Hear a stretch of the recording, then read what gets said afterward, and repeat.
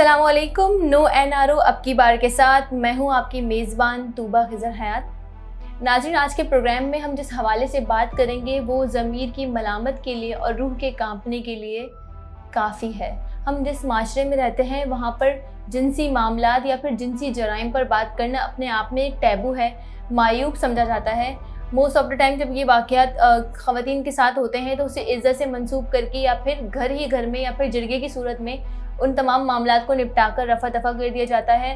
क्योंकि ये मामलात हम इज़्ज़त से मंसूब करते हैं तो फिर पुलिस या फिर अदालत में जाने के लिए एक तो विक्टिम भी कतराता है, क्योंकि पुलिस और अदालत के जो सवालात होते हैं, जो प्रोसीजर होता है वो बहुत ज़्यादा तकलीफ़देह होता है। और साथ ही साथ ख़ानदान के लोग भी ख़ानदान की इज़्ज़त बचाने के लिए फिर उन मामलात को घर के घर में ही ख़त्म कर देते हैं। ये मामलात तो अब चल रहे हैं, लेकिन साथ ही साथ जो सबसे ज़्यादा अफसोसनाक बात है वो ये है कि गुज़िश्ता कुछ दिनों से हम ये देख रहे हैं कि इन मामलात में बच्चों के साथ जो मामलात हो रहे हैं उनमें काफ़ी ज़्यादा तेज़ी आई है। आज के प्रोग्राम में हम उसी हवाले से बात करेंगे, लेकिन उससे पहले आपको बता दें कि भाई अभी कराची का ही वाक़या है कि 14 साला बच्ची को उसके अपने ही स्कूल के टीचर ने नशा आवर जो अशिया हैं वो खिलाकर फिर ज़्यादती का निशाना बनाया। और ये वाक़या पेश आया कराची के इलाके सुरजानी टाउन में। कसूर वाले वाक़यात हमारे सामने हैं कि कसूर वाले बच्चों के जो वाक़यात हुए थे वो भी हमारे सामने हैं। लेकिन सबसे अहम और इम्पॉर्टेंट बात यह है कि हमारी अदालतें और हमारी पुलिस काम करते हैं इन हवालों से। अगर हम सिर्फ ज़ैनब कत्ल केस को ही देखें तो 7 साला बच्ची ज़ैनब का जब ये मामला बाहर आया, इसने हाइप पकड़ी, ये सोशल मीडिया पे ट्रेंड में रहा, तो उसके बाद लोग भी इस पर लोगों ने एहतजाज किया, लोग बाहर निकले और बहुत ज़्यादा डिमांड की जस्टिस की। और उसके बाद पाकिस्तान की तारीख में पहली बार इतना संगीन और इतना ज़बरदस्त इक़दाम लिया गया कि उसके कातिल को फांसी दी गई। तो ये मामलात कुछ पॉजिटिव मामलात भी हैं हमारी सोसाइटी में, लेकिन साथ ही साथ अलग से अगर हम देखें तो इन वाक़यात का बढ़ना भी तशवीशनाक है और अफसोसनाक है।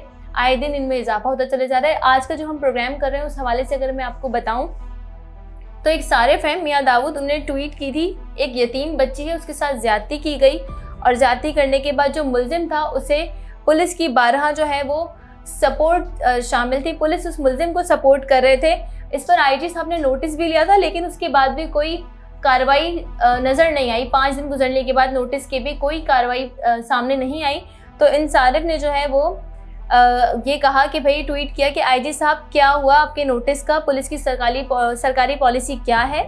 यतीम बच्ची के साथ जिनसी ज़्यादती का जो केस है इसमें तफ्तीशी अफसर फरजाना मुल्ज़िम के साथ मुसलसल दामाद जैसा सलूक कर रही हैं। एक दिन भी मुल्ज़िम हवालात में नहीं डाला।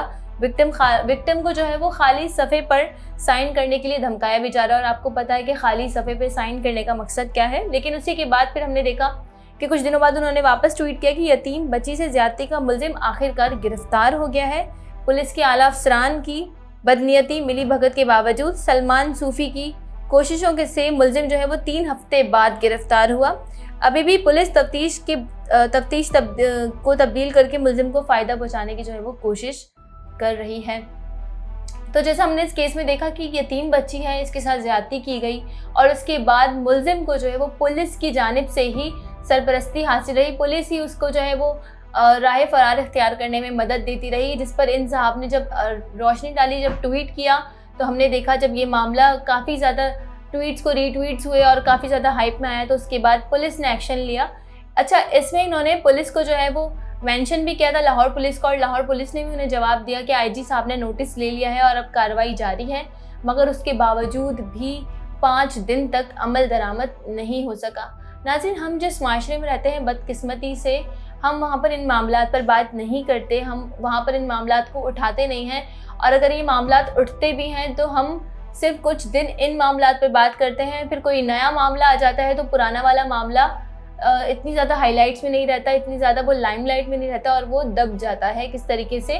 और इन द एंड जो है वो विक्टिम ही सरवाइव कर रहा होता है। अगर हम वेस्ट की बात करें और वेस्ट में अगर कोई इस तरीके का कोई केस दायर करता है तो वहाँ पर मुल्ज़िम को साबित करना पड़ता है कि वो बेगुनाह है। मगर हमारे निज़ाम में ऐसा होता है कि जब हम कोई केस फाइल करती है कोई खातून या कोई भी इस तरह का कोई केस फाइल होता है तो उन खातून को या फिर उस विक्टिम के घर वालों को साबित करना पड़ता है कि सामने वाला गुनहगार है और हम बेगुनाह हैं, हमारे साथ ये जो जुल्म है ये हुआ है।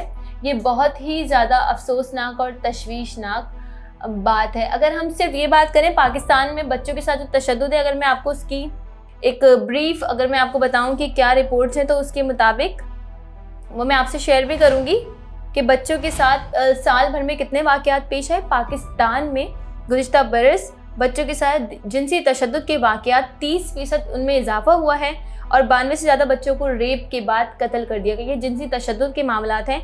बच्चों के साथ रेप के वाक़यात रिपोर्ट करने वाले इदारे साहिल के मुताबिक मुल्क में सन 2021 में बच्चों से जिनसी तशद्दुद के कुल 3850 से ज़ायद वाक़यात सामने आए हैं, जिनमें 2270 से ज़ायद जो वाक़यात हैं वो रेप के थे। रिपोर्ट के मुताबिक बच्चों से जिनसी तशद्दुद के 2270 से ज़ायद वाक़यात रिपोर्ट हुए, जिनमें 750 बच्चों से जो है वो रेप किया गया और 670 से ज़ायद वाक़यात जिनसी तशद्दुद के थे। 560 से ज़ायद में रेप की कोशिश की गई। 130 से ज़ायद वाक़यात में रेप और गैर इखलाकी वीडियोस और 80 से ज़ायद वाक़यात, लगभग 90 के करीब वाक़यात जो हैं वो रेप के बाद कत्ल के, जबकि 70 के करीब वाक़यात में बच्चों के करीबी रिश्तेदार इसमें मुलव्विस पाए गए हैं। अगर इन वाक़यात का तनासुब देखें तो इसमें 54% से ज़्यादा लड़कियां और 46% लड़के रेप का शिकार हुए। तो तकरीबन ये समझें आप कि 970 लड़कियां और तकरीबन लगभग और 1780 से ज़ायद जो है वो लड़के रेप का शिकार बने। अगर आदाद शुमार हम सूबे के हिसाब से करें तो मुल्क में रोज़ाना की बुनियाद पर इस रिपोर्ट के मुताबिक तकरीबन 10 बच्चे रेप का निशाना बनते हैं, जो इंतहाई अफसोसनाक है। गुज़िश्ता बरस जो है वो 43% जो है वो सिर्फ रेप के केस मुल्क में शहरी इलाकों में रिपोर्ट हुए और 57 से ज़्यादा जो है वो देही इलाकों में रिपोर्ट हुए। अगर मैं आपको बताऊं कि सूबों की तनासुब क्या रही, किस सूबे में कितने % ये वाक़यात पेश आए, तो सबसे ज़्यादा वाक़यात पंजाब में पेश आए, जो तकरीबन जो है 63 जो है फ़ीसद पंजाब में पेश आए, 23% सिंध में, 6% इस्लामाबाद में, 5% खैबर पख्तूनख्वा, 2% बलूचिस्तान, गिलगित बल्तिस्तान और आज़ाद कश्मीर में पेश आए। बच्चों के साथ ये मामले होना इंतहाई अफसोसनाक और तशवीशनाक है।